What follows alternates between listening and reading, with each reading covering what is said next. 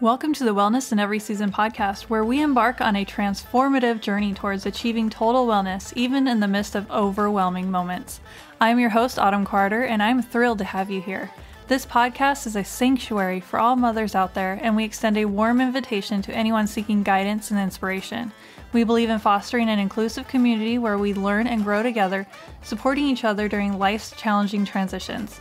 Join us as we step out of survival mode and discover the path to thriving, embracing wellness in every season of motherhood. From sleepless nights to new beginnings, we'll explore practical strategies, share heartfelt stories, and uncover the transformative power of self-care and self-love. Together, we'll unlock the wisdom, strength, and resilience within ourselves, reminding one another that we're never alone on this beautiful yet demanding journey. It's time to prioritize your well-being and reclaim your joy, one season at a time. Hello, welcome to Wellness in Every Season. This is episode 54, and today I have with me Shee Fisher. She is a consultant and a grant writer for small businesses and nonprofit organizations. And this is something that I have a passion for, so I'm really excited to have her on, and I will let her further introduce herself. Thank you, Autumn. The name of my company is Divine Inspiration Business Services, LLC. I have approximately 2.5 decades, 25 years experience in the industry. I specialize in nonprofit organizations, but I do work with small businesses, women-owned, veteran-owned specifically. I do work with all small businesses, but it seems to be that most of my clients are women-owned or veteran-owned or minority-owned. Here we are. And talking with you yesterday, I can see why you are the magnet for people like that. You have such a big heart, and your passion shows that you really want to help the more of the underdogs. And I love that. Thank you. I really love what I do. And like I said, I think that's why I started concentrating more on the nonprofit or community-based organizations, because my heart's desire is to help people. And if I can help people who are helping other people, then, I feel I've served my purpose. But I definitely want to help improve this world that we live in and help people to make changes in their community. And that's one of the reasons why I branched out on my own. I remember the name of the class that I was trying to tell you yesterday. So the name of the class that I took that was mind-blowing for me is called Social Innovation. And it's exactly what you are doing, where you are helping other businesses who are either helping other people, the community, or they are helping the environment, which are two of my big passions. So I love that. Can you tell us a little bit about your journey?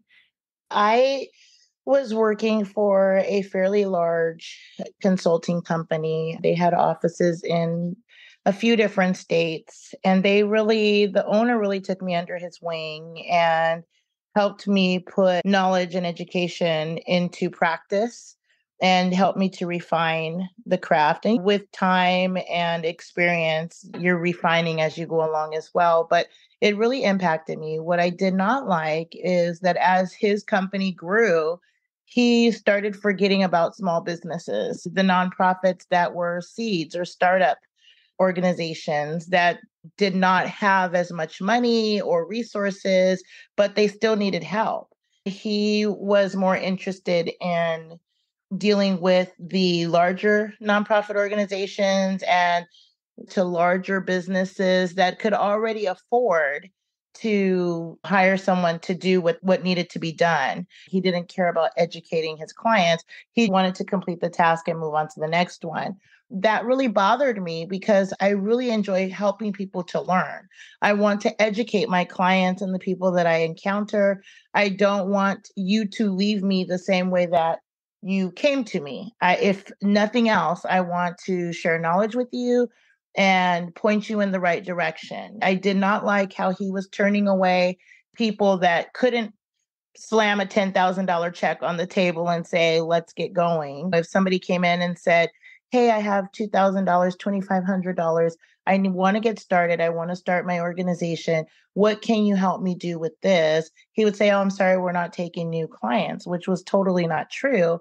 And I said, no, I pride myself on being honest, but I also pride myself on helping people. If this is the direction that we're going in, I don't want to be here anymore. So I started this journey towards my own business. I did quite a bit of freelance work and contracting with different companies until I landed here with Divine Inspiration. And I believe that every good and positive idea is inspired and it has a place in this world. And I'd like to help you find that. So that's why most of the people I do work with don't have a lot of money. They don't always know exactly how to go about doing what needs to be done. And I help you get started with your paperwork, structuring and organizing your business or your nonprofit organization. And I also help you to find the funding for that.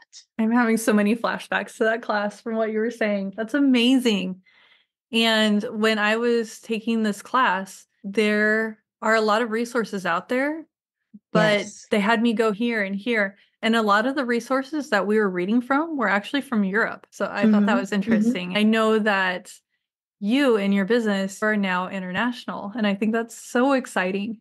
Yes, this is very new to me. You and I spoke a little bit about my social media journey, which has been very interesting because I'm almost 50 years old. And so it's always been word of mouth. Somebody that I did work for says, hey, you should call Shee because she can help you. And that's just how it's been. But lately, I've been noticing that there's quite a few influencers out there that give you a little snippet of information and people are lost and they don't know. They take that little bit of information, they don't know what to do with it, and they try to follow the advice of the influencers thinking that is all the information they need. And there's unfortunately a lot of follies. I started getting on social media more and building myself up on social media so that I can connect with more people. And it's been amazing because people from different countries have been contacting me: Canada, different parts of Africa, India, Pakistan, and they've been contacting me asking me, can you help me? Can you show me which way to go? Is there funding available for me? What do I need to do? How can I get started? And so that aspect of my business is very new. I'm really excited about it. And I really want to help people no matter where they are. This is a question that I normally ask towards the end, but you brought it up. So tell us how we can follow you. On Facebook, it's Divine Inspiration Business Services LLC. I do have a website, dibstoday.com, dibstoday.com. If you have questions or you want to get in contact with me and speak directly with me, you can schedule an appointment. You can send me your questions. Also, on my website, it discusses some of the different services that we offer. And it also shares information about fiscal sponsorships and different things that most people are not aware that's available to them. There's some pretty cool resources on the website as well.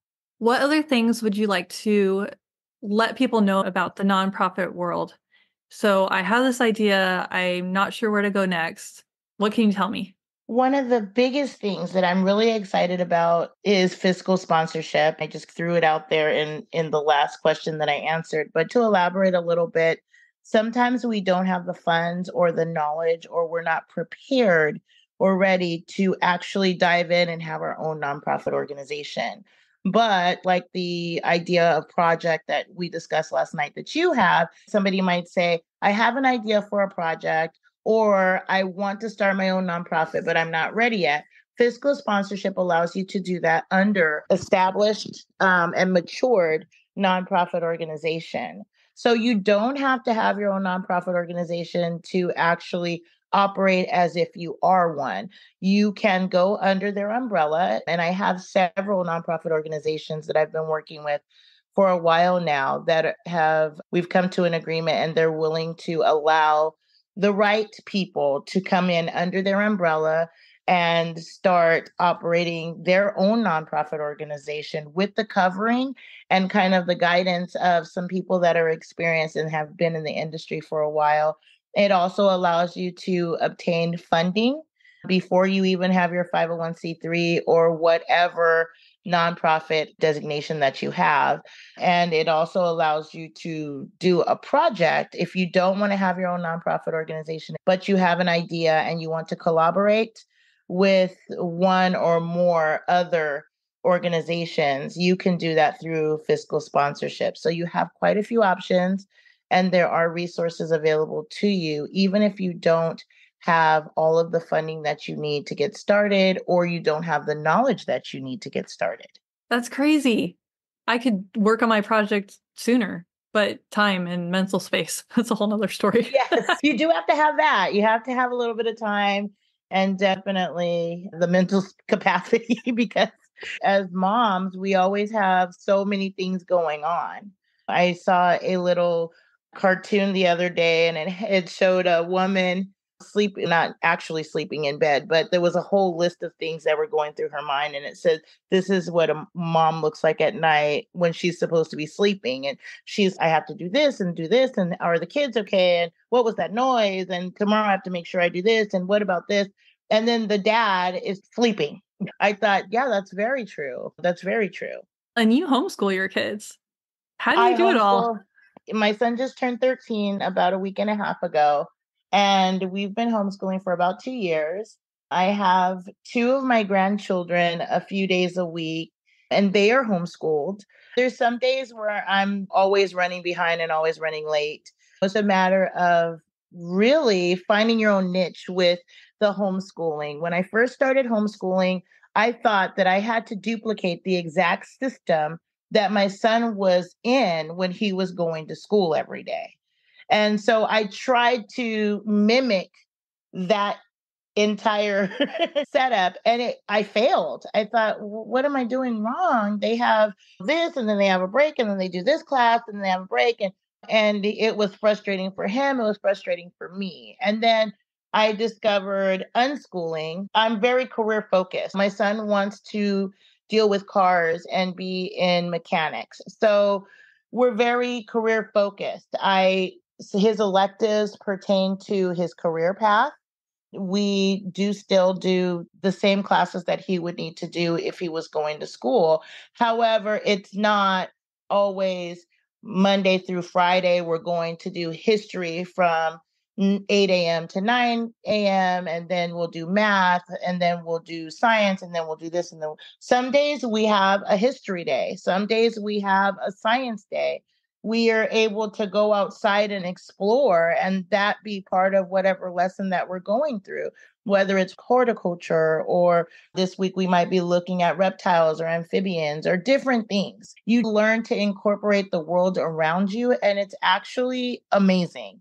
I'm not going to say I'm perfect at it because I'm far from perfect. We all have these days where we're like, I don't know what I was thinking, but at the end of the day, I have seen a huge difference in my son improving academically in certain areas that he was struggling in because we're able to focus more on those areas. If I know that my son has challenges in math, then we might use a bigger block of time every day on math to get him to where I believe that he should be and according to where he should be, as opposed to if he's doing great in ELA and he's advanced in ELA, then I don't need to spend the same amount of time on ELA with him as I do with math because math is the area that he needs that extra help in.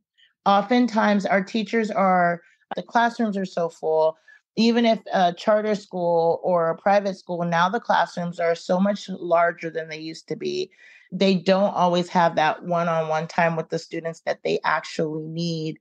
And we're able to do that here. When we first started, we did personality test and learning style test just so that I could understand the best way to help my child so that I'm not trying to teach him in a manner that would be more challenging for him. He is very active. It's okay for him to be active. It's okay for him to be a kinetic learner. There's different ways for each person to learn. One of my grandsons is extremely animated, and I find myself acting out certain subjects that I normally would not act out, but it's okay because that's how he learns. If I can act it out, and I put on a little show for him during the lesson, he can tell me literally everything that I wanted him to learn.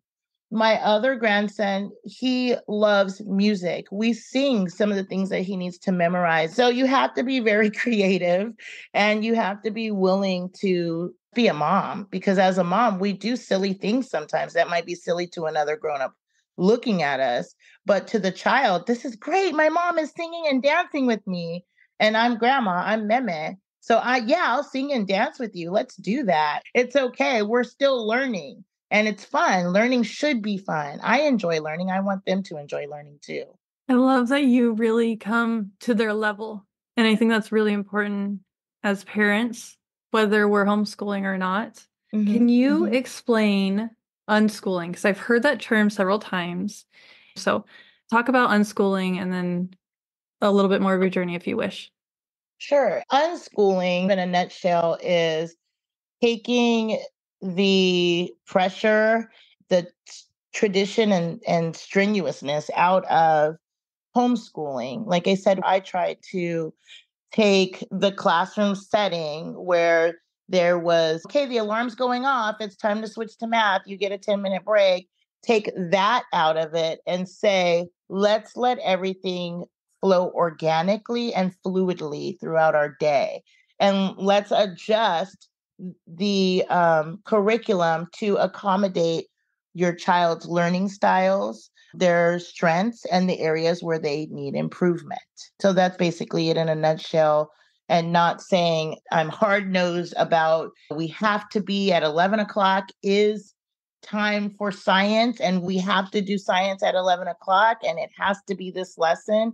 My son loves reptiles. He's had a bearded dragon for years. She recently passed away, but when we were learning about reptiles, obviously she's a reptile. And it was great because Sassy literally sat on his shoulder the whole time during our lessons, and that made it fun. You know what I mean? So that's part of the whole unschooling thing because you're taking this great big world that we live in and we're bringing it into the classroom. I know that theoretically was the idea in your traditional school to bring the world to the classroom. But now, sometimes because of size and teachers are super overworked and just so many different factors, unfortunately, the kids don't always get that. I know that is something that my husband and I have been very mindful of, and we try to bring extra lessons in at home. And we're Mhm. more willing to try to teach our children because we don't have them all day long for learning. And the pandemic taught us how much we needed to step up our game at home. We bought some science books, we bought a microscope, and several other smaller things for Mhm. our oldest, who was a preschooler at the time, because preschool suddenly shut down. Too many S's at one time. Yes. At the end, when he went to kindergarten, he was above average Right. because he Right. had the one-on-one care Mhm. from both of us. Mhm. Because during part of the shutdown, my husband was home too, so he had a double dose of us plus siblings. Yes. Yes. And it makes a huge difference. And you've seen that firsthand. So it can be very frustrating. I hear from other moms that want to homeschool, they're afraid. They say, I'm not qualified, I'm not a teacher. And I say, I'm not a teacher either, but I'm a mom. As a mom, we're teachers. We're teaching our children every day, all day. We teach them from the time that we first hold them in our arms until they go off into the world to go to college or they get married. We're teaching them constantly. And with the grandkids, it's a whole different level because I hear, you didn't do that with us, mom. Yes, you're right. Now I know a little bit more. But yes, it's different. I really enjoy it. I enjoy being a grandmom. And yes, I'm still have one at home. So that's very interesting, but I really enjoy it. I love the kids. They make me so happy. I learn from them all the time. Hearing a little bit more about you personally and professionally, it seems like your whole focus is on people and helping people. Yes, it is. And what's funny, when I was little, people would say, what do you want to be when you grow up? I would always say, I just want to help people. My father was in ministry, and we had people coming to the house all the time, and people would be in need. And he would say, sure, come on in. We can find room for you. And so I grew up with that. To me, our family was extended because people that came into our home, they became part of our family. As I got older, I think when I was a teenager and I got my first job, there was a gentleman on my job and he didn't have any family and he had just moved into town.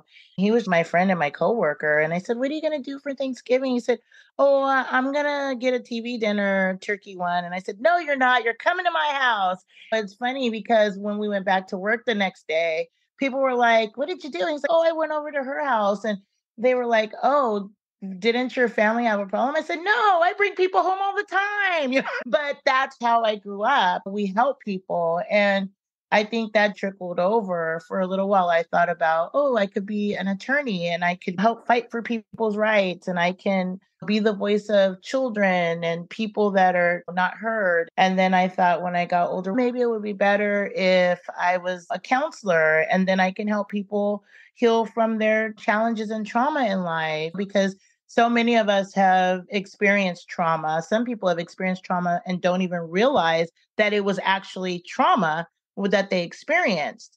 So I thought this would be good because I can help them and they can live a better life and then they can be better parents and better friends and neighbors and wives and husbands and all of that. Then somehow ended up on this path and I really enjoy it.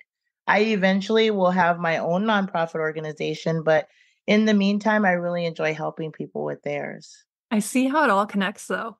Yeah. All of your interests, they have all connected here. Tell us what your dream nonprofit is. I want to have a community, but it's going to be agricultural. It's going to be a ranch, and we'll have some equine therapy and some education. I would love to have a little school on the property for those parents that want their children to be homeschooled. And I want to focus on recovery, but not just, we think about recovery as addiction recovery. We need to recover from different things. We need to recover from trauma. We need to recover from tragedy that has happened in our life, grieving. I lost my mother last year. My mother passed, and I thought that I was okay. But then I realized, oh my goodness, all of this time I've been grieving, but my grief has been not traditionally what it looks like. I guess everybody grieves differently, but some people are stuck in the same stage of grief for 20 years. So they've never quite been able to make that transition from, I'm devastated right now and I miss this person terribly. I don't know what I'm going to do, into that place of healing. I'm so glad to have had them in my life. They have affected me positively and I miss them, but I'm not devastated anymore. I want to be able to help people with that transition because I believe whether it's trauma or the loss of a loved one or a tragedy that has happened in our lives, I believe that we can get to a place of healing and a place of we're not barely making it and I'm still secretly devastated. We can get to a place of now I'm on the other side of it.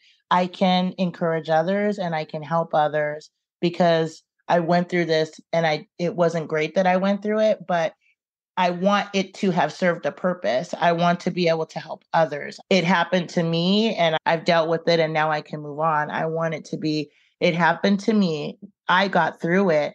Look at me. I'm whole and healthy now. And now you can too. Let me help you through this. You really like things to have purpose and meaning in your life. Absolutely. Absolutely. I was thinking about that earlier today. There's so many people that go through life and it's what gets them up in the morning. Do they have a purpose? Do they have some higher calling, some meaning? I need to have that. I need to be helping people. I enjoy helping people. And it sounds like you have the exact same need and desire. And it's Yeah. fun to hear your dream and the reasons why. And it's true that we all have trauma, but we don't often realize that's what it is. And Hmm. grief and trauma are very close Yes. friends. Is there anything that you want to leave us with as we close out our session today, our episode today? I want to let everybody know that they have options. There's resources available to you. Don't panic.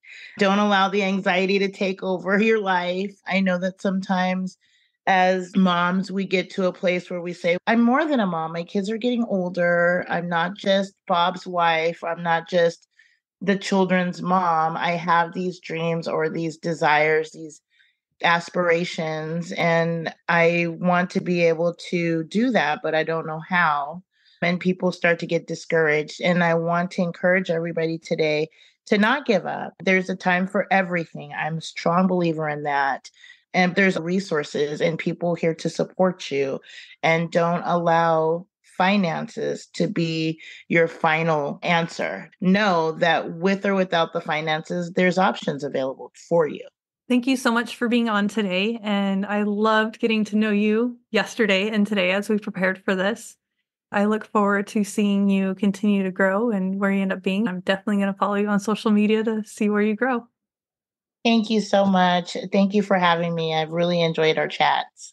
As the soft hum of our ending theme fades into the distance, I want to leave you with a gentle reminder that our journey together continues. Next week, we'll be delving into a topic that touches the heart of every mother, mom guilt. This silent companion of motherhood, with its complex blend of emotions, often walks alongside us unnoticed, yet deeply felt. Together, we will explore its intricate layers, understand its roots, and most importantly, discover how to navigate through it with grace and self-compassion. So, I warmly invite you to subscribe and join us for this heartfelt conversation.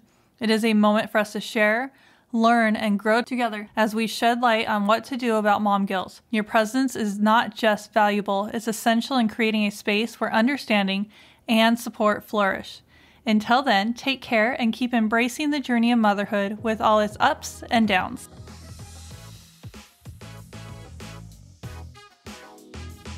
Thank you for joining us on this week's refreshing wellness discussion. I am Autumn Carter, your guide through the seasons of motherhood, and I hope you found inspiration and valuable insights during our time together. If you resonated with the topics we explored today and want to continue your wellness journey, I invite you to follow me on Instagram at Mom's Wellness in every season. There you'll discover a wealth of ongoing wellness tips specifically curated for moms like you.